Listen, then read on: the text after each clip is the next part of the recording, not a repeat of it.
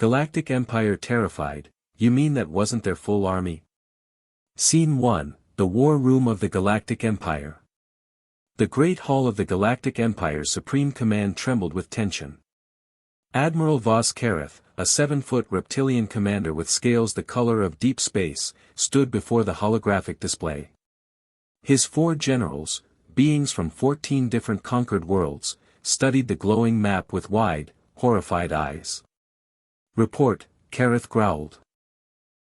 General Dren, a gray-skinned amphibian from the outer rings, stepped forward. His voice cracked slightly.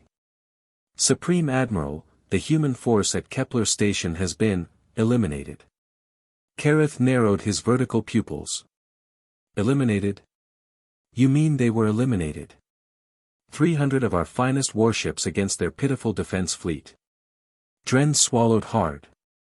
No, sir. Our fleet was destroyed. All 300 vessels. He paused. The humans lost 42 ships. The war room went completely silent. Colonel Marcus Webb of Earth's United Defense Command sat across from the captured Empire intelligence drone they had reprogrammed. The machine's holographic feed flickered as it transmitted the Empire's internal communications back to Earth Command. Marcus leaned back in his chair, arms crossed, a slow smile spreading across his weathered face. They think that was our real fleet, he murmured to Lieutenant Jake Harmon standing beside him. Jake raised an eyebrow. Should we tell them? Marcus looked at him flatly. Absolutely not. The transmission showed Admiral Kareth demanding full mobilization, every warship in the Empire's eastern quadrant, over 2,000 vessels, now redirected toward the Kepler defense perimeter. Marcus stood up slowly and walked to the window of the orbital station. Below him, Earth rotated peacefully, blue, white, and utterly unaware. Jake, he said quietly. Get me General Patricia Rhodes. Tell her the Empire just walked into the box. General Patricia Rhodes was not a woman who panicked.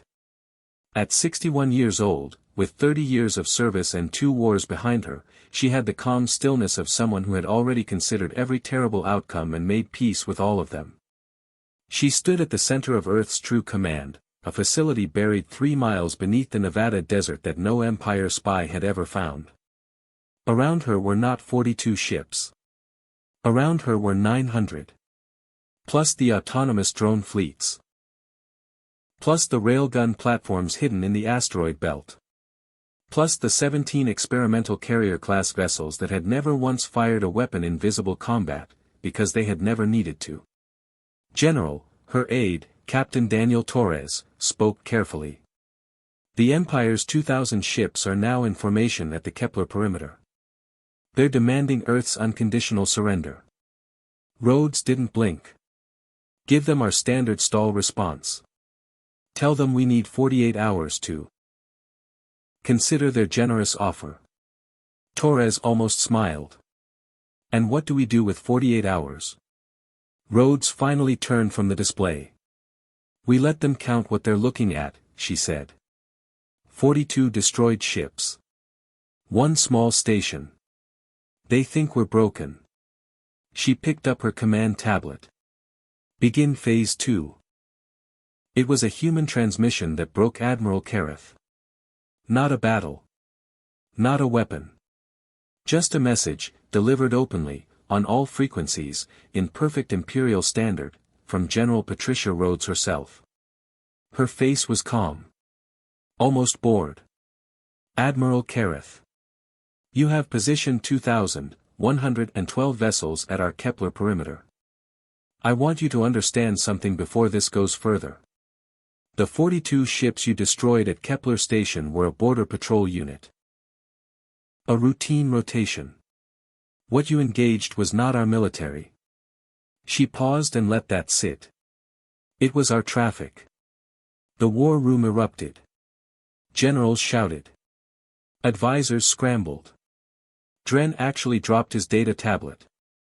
Kareth stared at the transmission with something he had not felt in 400 years of conquest. Fear. Get me a count, he whispered. A real count of human military assets. The intelligence officer hesitated far too long. Sir. The officer said slowly.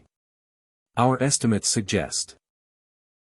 Earth has maintained a standing fleet of not less than 900 capital ships. Not including autonomous platforms, fixed artillery installations, or 900. Yes, sir. Kareth looked back at the star map. 2,000 of his ships sat clustered at one small perimeter while Earth's real military, vast, unseen, patient, had not moved a single inch. Because it didn't need to. General Rhodes transmitted one final message to the Empire. You have 72 hours to withdraw. We won't chase you. We won't demand reparations.